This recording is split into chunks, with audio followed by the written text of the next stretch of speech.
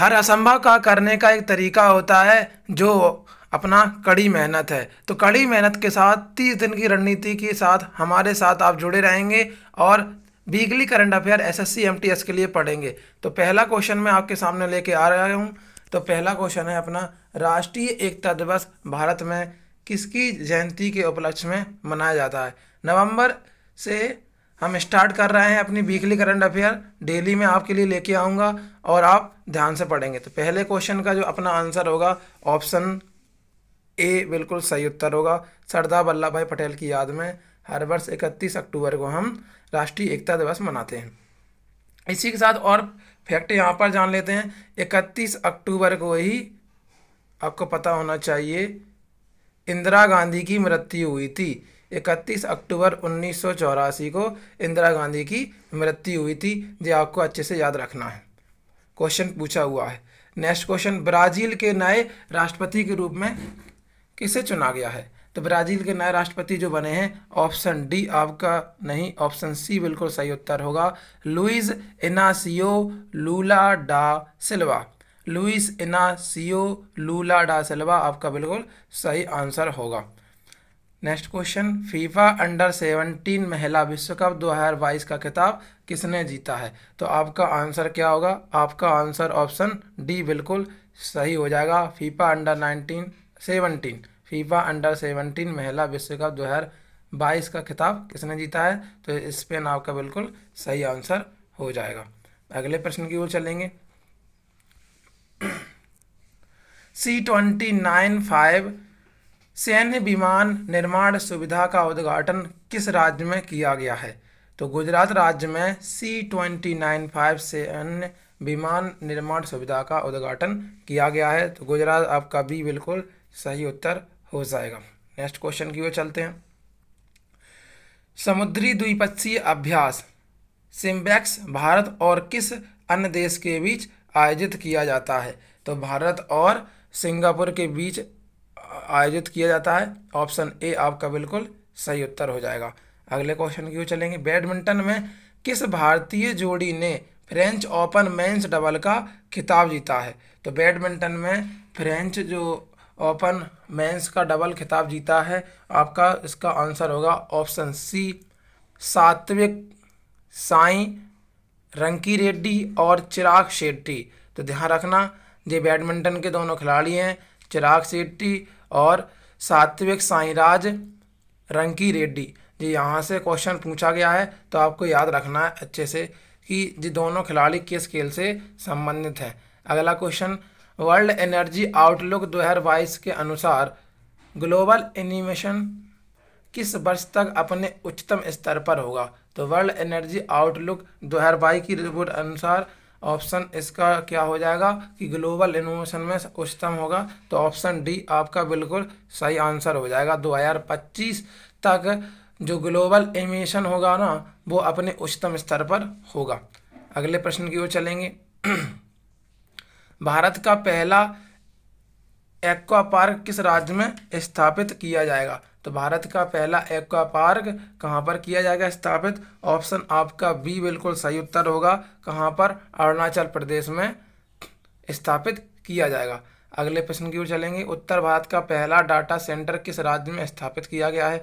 तो उत्तर भारत का पहला डाटा सेंटर जो है वो कहाँ पर स्थापित किया गया है, उत्तर प्रदेश में स्थापित किया गया है। तो आपका ऑप्शन कौन सा सही हो जाएगा, ए बिल्कुल राइट आंसर हो जाएगा। अगले क्वेश्चन की ओर चलते हैं। न्यूजीलैंड में आगामी T20 श्रृंखला के लिए भारतीय टीम का कप्तान किसे बनाया गया है। तो आपका इसका उत्तर हो जाएगा ऑप्शन डी, हार्दिक पांड्या बिल्कुल सही उत्तर हो जाएगा। अगले क्वेश्चन की ओर चलते हैं। जमशेद जे ईरानी जिनका हाल ही में 31 अक्टूबर 2022 को निधन हो गया है, वो किस कंपनी के पूर्व एमडी थे। तो इसका आंसर क्या होगा, ऑप्शन आपका ए, टाटा स्टील के जमशेद जी थे। निम्नलिखित में से किसे राष्ट्रीय स्मारक घोषित किया गया है। तो निम्नलिखित में से राजस्थान का मानगढ़ धाम को राष्ट्रीय स्मारक नवंबर 2022 में स्थापित या घोषित किया गया है। अगले क्वेश्चन को चलेंगे। 7वें भारत जल सप्ताह की थीम क्या थी। तो 7वें भारत जल सप्ताह की थीम जो थी, सतत विकास और समान ता के लिए जल सुरक्षा। तो क्या थी इसकी थीम? सतत विकास और समानता के लिए जल सुरक्षा, 7वें जल सप्ताह की जो थीम थी। अगला क्वेश्चन, साउथ ब्लॉक में गार्ड ऑफ ऑनर किसे दिया गया है? तो साउथ ब्लॉक में गार्ड ऑफ ऑनर बट्टू शेरिंग को दिया गया है। बट्टू शेरिंग आपका बिल्कुल सही उत्तर हो जाएगा। बट्टू शेरिंग को साउथ ब्लॉक में गार्ड ऑफ ऑनर दिया गया है। अगले क्वेश्चन की ओर चलते हैं। भारतीय सेना के दक्षिणी कमान के रूप में किसे नियुक्त किया गया है? तो अजय सिंह को यहाँ पर अपॉइंट किया गया है। ऑप्शन सी बिल्कुल सही हो जाएगा। भारतीय सेना के दक्षिणी कमान के रूप में अजय सिंह को अपॉइंट किया गया है। अगले क्वेश्चन की ओर चलते हैं। निम्नलिखित में से किस सोशल मीडिया प्लेटफॉर्म ने वेरीफाई अकाउंट के लिए शुल्क की घोषणा की है? तो इसका आंसर क्या आ जाएगा? ट्विटर ने ऐसी घोषणा की है। तो ऑप्शन ए आपका बिल्कुल सही होगा। अगले क्वेश्चन की ओर चलते हैं। किसे मरणोपरांत कर्नाटक रत्न पुरस्कार से सम्मानित किया गया है? तो मरने के बाद जो मिला है, पुनीत राजकुमार को मिला है। पुनीत राजकुमार आपका बिल्कुल सही उत्तर हो जाएगा। मरणोपरांत कर्नाटक का रत्न पुरस्कार, जो सबसे बड़ा पुरस्कार है कर्नाटक राज्य का, तो आपको ध्यान रखना है, पुनीत राजकुमार को दिया गया है। नेक्स्ट, किस राज्य ने बच्चों के अनुकूल पुलिस थानों की घोषणा की है? तो यहाँ पर उड़ीसा राज्य ने बच्चों के अनुकूल पुलिस थानों की घोषणा की है। तो आपका ऑप्शन भी बिल्कुल सही उत्तर हो जाएगा। नेक्स्ट क्वेश्चन, बांग्लादेश द्वारा मरणोपरांत फ्रेंड्स ऑफ लिबरेशन वॉर सम्मान से किसे सम्मानित किया गया है? तो इसका आंसर आपका हो जाएगा ए बिल्कुल सही, Edward M Kennedy. Edward M Kennedy इसका बिल्कुल सही हो जाएगा। फ्रेंड्स ऑफ लिबरेशन वॉर सम्मान से इन्हें सम्मानित किया गया है। आगे की ओर बढ़ते हैं। कौन सा शहर इंडिया फेम 2022 की मेजबानी कर रहा है? तो आपका दिल्ली शहर यहाँ पर मेजबानी कर रहा है इंडिया केम 2022 की। नेक्स्ट क्वेश्चन, किस देश ने यूक्रेन में डेमिनियन ट्रेनिंग प्रोजेक्ट शुरू की है? तो किस देश ने शुरू की है? यहाँ पर अमेरिका ने, यूएसए ने, संयुक्त राज्य अमेरिका ने यूक्रेन में डेमिनियन ट्रेनिंग प्रोजेक्ट शुरू की है। किस पैरामिलिट्री फोर्स में पहली बार 2 महिला अधिकारियों को आईजी रैंक में पदोन्नत किया गया है? तो आपको पता होना चाहिए, सीआरपीएफ। सीआरपीएफ आपका बिल्कुल सही उत्तर होगा। सीआरपीएफ पैरामिलिट्री फोर्स में पहली बार 2 महिला अधिकारियों को आईजी रैंक में पदोन्नत किया गया है। नेक्स्ट, पद्म भूषण प्राप्तकर्ता इला भट्ट, जिनका 2 नवंबर 2022 को निधन हो गया है, उन्होंने किसकी स्थापना की थी? तो आपका इसका सही जो उत्तर होगा, सेल्फ एम्प्लॉयड विमेंस एसोसिएशन की स्थापना की थी इला भट्ट ने। तो आपको ये क्लियर हो गया होगा। इला भट्ट ने सेल्फ एम्प्लॉयड वुमेन्स एसोसिएशन की स्थापना की थी। ये आपका बिल्कुल सही उत्तर होगा। आगे की ओर बढ़ेंगे। निम्नलिखित में से किस कंपनी ने भारत का पहला रेस्पॉन्सिबल स्टील सर्टिफिकेशन प्राप्त किया है? तो निम्नलिखित में से किसने प्राप्त किया है? टाटा स्टील ने। तो ऑप्शन डी बिल्कुल सही उत्तर हो जाएगा। टाटा स्टील ने भारत का पहला रेस्पॉन्सिबल स्टील सर्टिफिकेशन, स्टील जो कंपनी है ना भारत की सबसे बड़ी, SAIL, steel authority of India limited. अब स्टील से आपको याद रहना चाहिए, स्टील, टाटा स्टील प्लांट सबसे बड़ा प्लांट है अपने भारत का। तो जब भी आप स्टील से संबंधित कोई जानकारी प्राप्त करेंगे तो आप स्टील ही लगाएंगे आंसर, जो आपके लिए आसान हो जाएगा। अगला, टीपी राजीवन जिनका 2 नवंबर को निधन हो गया, टीपी राजीवन जिनका 2 नवंबर को निधन हो गया, वो किस चीज़ से संबंधित थे? जो आप हमको कमेंट बॉक्स में छाप देंगे। अगला क्वेश्चन, रक्षा अभ्यास। अगला क्वेश्चन है अपना, रक्षा अभ्यास ऑपरेशन विजिलेंट स्टॉर्म दक्षिण कोरिया और किस अन्य राज्य के बीच आयोजित किया जा रहा है?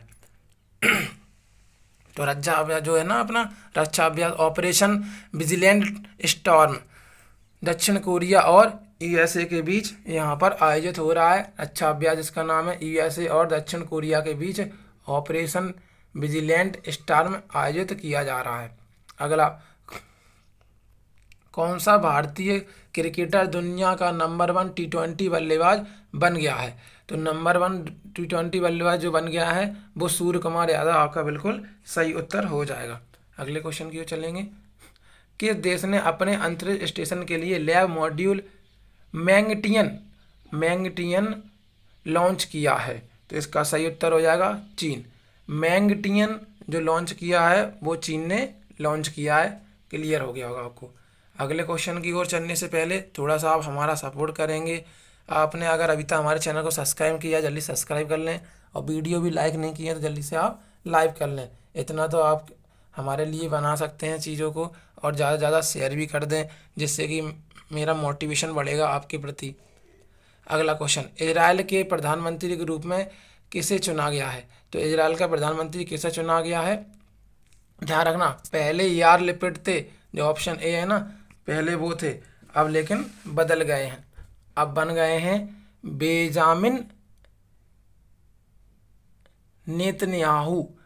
बेंजामिन नेतन्याहू बन गए हैं। ध्यान रखना, पहले जे थे लेकिन अब जे बन गए हैं, इनकी जगह पर बेंजामिन नेतन्याहू। क्लियर। इजराइल के प्रधानमंत्री। इजराइल की राजधानी कमेंट बॉक्स में आप छाप देना। किस प्रसिद्ध फुटबॉलर ने खेल से संन्यास की घोषणा कर दी है? तो यहाँ पर जो घोषणा की है ना, जेरार्ड पिक ने की है। तो ऑप्शन आपका डी बिल्कुल सही हो जाएगा। जेरार्ड पिक फुटबॉलर ने खेल से संन्यास की घोषणा कर दी है। आपसे क्वेश्चन पूछेगा जेरार्ड पिक किस खेल से संबंधित हैं, तो आप जल्दी से इसका लगा देंगे फुटबॉल आंसर।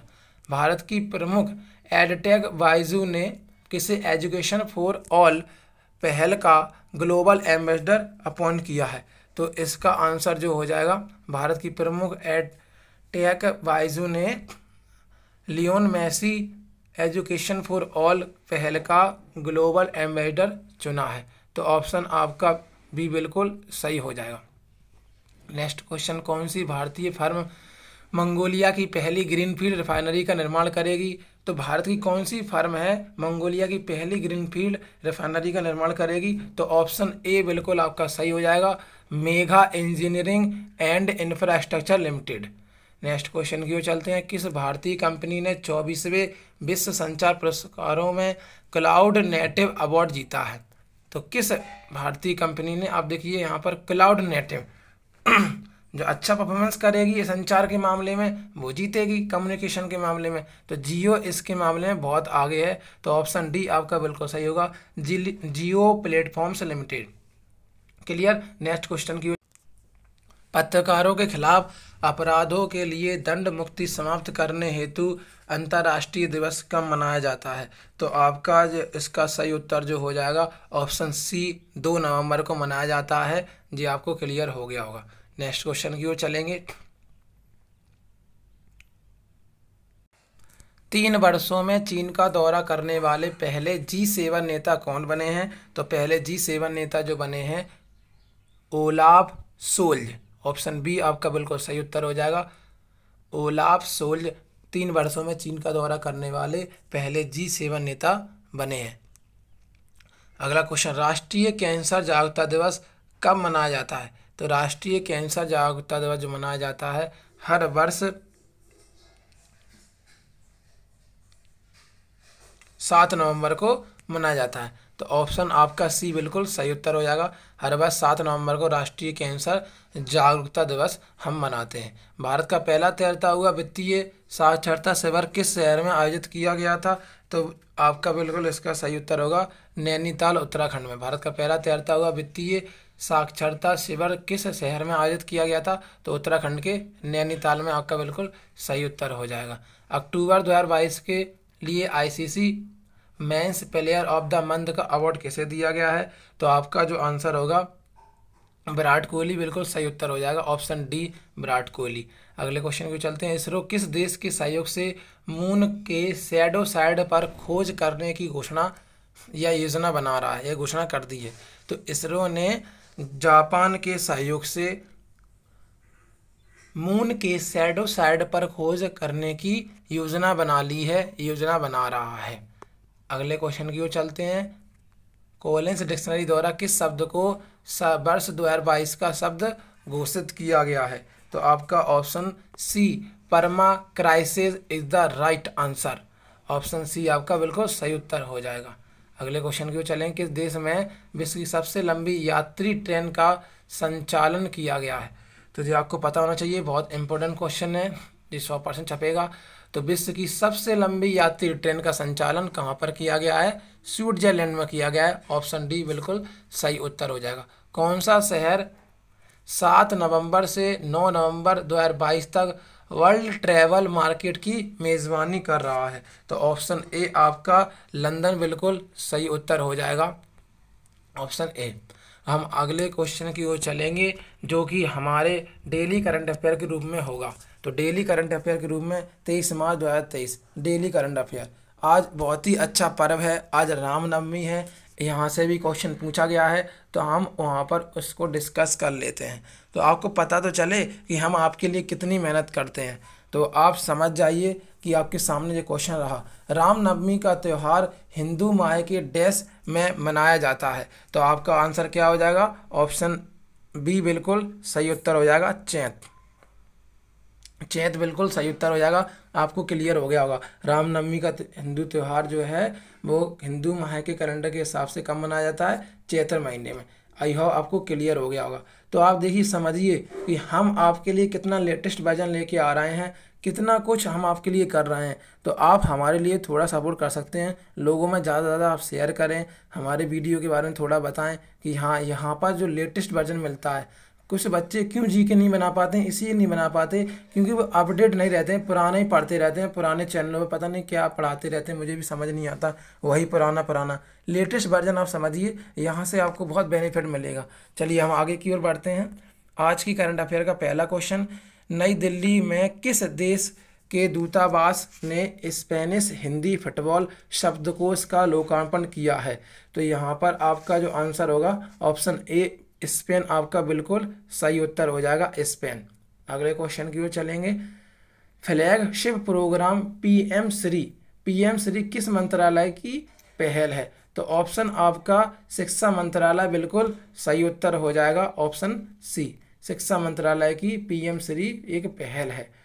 भारत के किस युवा खिलाड़ी ने वर्ल्ड यूथ वेटलिफ्टिंग चैंपियनशिप में कांस्य पदक जीता है? ब्राउन्ज जिसे कहा जाता है। भारत के किस खिलाड़ी ने? तो इसका जो आंसर हो जाएगा धनुष लोगानाथन। धनुष लोगानाथन ने क्या किया है? वर्ल्ड यूथ वेट लिफ्टिंग भारोत्तोलन चैंपियनशिप में कांस्य पदक जीता है। ध्यान रखना, आपसे क्वेश्चन पूछेगा धनुष लोगानाथन किस खेल से संबंधित हैं, तो आपको उत्तर लगाना पड़ेगा वेट लिफ्टिंग भारोत्तोलन से। किसे स्कॉटिश नेशनल पार्टी के अगले नेता के रूप में चुना गया है? तो ऑप्शन बी आपका बिल्कुल सही उत्तर हो जाएगा, हमजा यूसुफ को स्कॉटिश नेशनल पार्टी के अगले नेता के रूप में चुना गया है। आपके सामने बहुत ही महत्वपूर्ण प्रश्न आ गया है, यहाँ पर कर्मचारियों के लिए बहुत ही अच्छी खबर आई है, तो ध्यान रखेंगे। ईपीएफओ को हिंदी में बोलते हैं कर्मचारी भविष्य निधि संगठन। इसमें क्या हुआ है? वित्तीय वर्ष 2023 के लिए ब्याज दर बढ़ा दी गई है। इससे क्या है? पीएफ ज़्यादा मिलेगा। तो कितनी कर दी गई है? इसका जो आंसर होगा आपका ऑप्शन ए बिल्कुल सही उत्तर हो जाएगा, 8.15% इज द राइट आंसर। अगले क्वेश्चन की ओर चलते हैं। अंतर्राष्ट्रीय मुद्रा कोष ने किस अफ्रीकी देश को 80.77 मिलियन डॉलर की सहायता की है? तो ऑप्शन आपका ए बिल्कुल सही उत्तर हो जाएगा, बुर्किना फासो को अंतर्राष्ट्रीय मुद्रा कोष ने 80.77 मिलियन डॉलर की सहायता प्रदान की है। अगला कोलकाता नाइट राइडर्स के किस खिलाड़ी ने अपना अंतरिम कप्तान चुना है? तो ऑप्शन डी नीतीश राणा बिल्कुल सही हो जाएगा। किस बैंक ने हाल ही में अपनी पहली इलेक्ट्रिक बैंक के रूप में गारंटी जारी की है? तो यहाँ पर किस बैंक ने? यस बैंक ने हाल ही में अपनी पहली इलेक्ट्रॉनिक्स बैंक गारंटी जारी की है। यस बैंक ने पहली इलेक्ट्रॉनिक्स बैंक गारंटी जारी की है। ऑप्शन डी आपका बिल्कुल सही उत्तर हो जाएगा, यस बैंक। अगले क्वेश्चन की ओर चलते हैं। पब्लिक ईवी चार्जिंग स्टेशन स्थापित करने के लिए केंद्र सरकार ने कितने करोड़ रुपए की मंजूरी दी है या मंजूर किए हैं? तो आपका ऑप्शन ए 800 करोड़ बिल्कुल सही उत्तर हो जाएगा, 800 करोड़।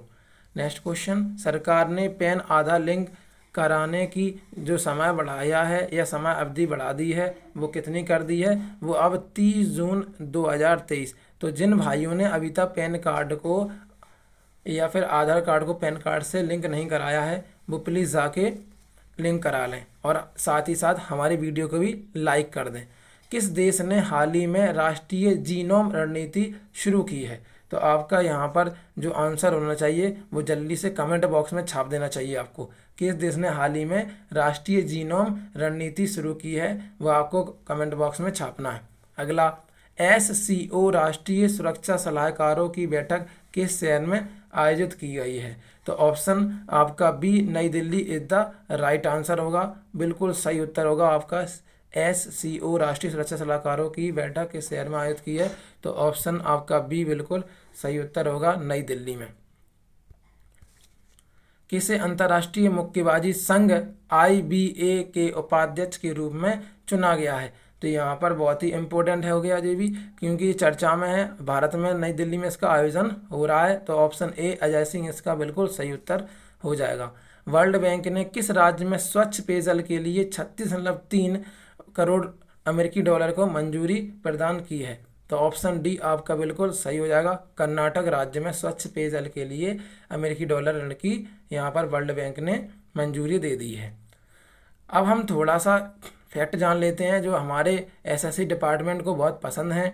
तो इन फैक्टों के बारे में ध्यान से सुनेंगे। Statue of unity, statue of जो यूनिटी है इसका निर्माण किसके सम्मान में किया गया था? तो सरदार वल्लभ भाई पटेल के सम्मान में। तो आपको दिख रहे हैं जी हमारे सामने सरदार वल्लभ भाई पटेल जी हैं। और पॉइंट को जानते हैं इनके बारे में जो कि बहुत परीक्षा में पूछे जाते हैं। सरदार पटेल की 143वीं जयंती के अवसर पर 31 अक्टूबर कब? 31 अक्टूबर 2018 को इसका उद्घाटन किया गया था। ये आपको क्लियर हो रहा होगा। स्टैच्यू ऑफ यूनिटी विश्व की सबसे ऊंची 182 मीटर ऊंची मूर्ति है। कितने मीटर ऊंची है? 182 मीटर ऊंची ये मूर्ति है। आगे देखेंगे, यह चीन की स्प्रिंग टेम्पल बुद्धा प्रतिमा से 23 मीटर ऊंची है।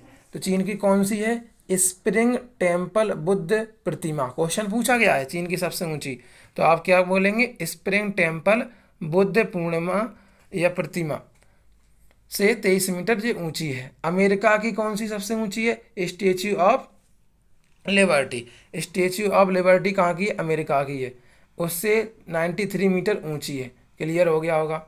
आगे बढ़ेंगे। जनवरी 2020 में इसे संघाई सहयोग संगठन के 8 अजूबों में भी शामिल किया गया था। तो ये आपको और अच्छे से क्लियर हो गया है। अब देखेंगे यहाँ पर कि इधर के क्षेत्र में बनी हुई है, नर्मदा नदी पर बनी हुई है। कहाँ पर बनी है? केवड़िया जिले में बनी है, अहमदाबाद के पास, गुजरात में। इसकी ऊंचाई 182 मीटर है। ये आपको क्लियर हो गया होगा। कौन सा बांध है इसके पास? तो इसके पास जो बांध है सरदार सरोवर बांध है। कौन सा द्वीप है? साधु बेट द्वीप है। मूर्तिकार मतलब राम सुतर ने इसका मूर्तिकारण किया है। तो मूर्तिकार कौन है? राम सुतर। कितने मीटर ऊंची? 182 मीटर ऊंची। आई होप आपको ये सारी जानकारी क्लियर हो गई होगी। ठीक है भाइयों, तो आज की क्लास में हम इतना ही रखते हैं। तो आप हमारे चैनल को जल्दी से सब्सक्राइब कर लें जिन्होंने सब्सक्राइब नहीं किया है। वीडियो को लाइक तो बनता ही है, साथ ही साथ आप ज़्यादा से ज़्यादा लोगों में शेयर करें। Thank you for watching. Wish you all the best everybody. अब हम नेक्स्ट क्लास में मिलेंगे आपको।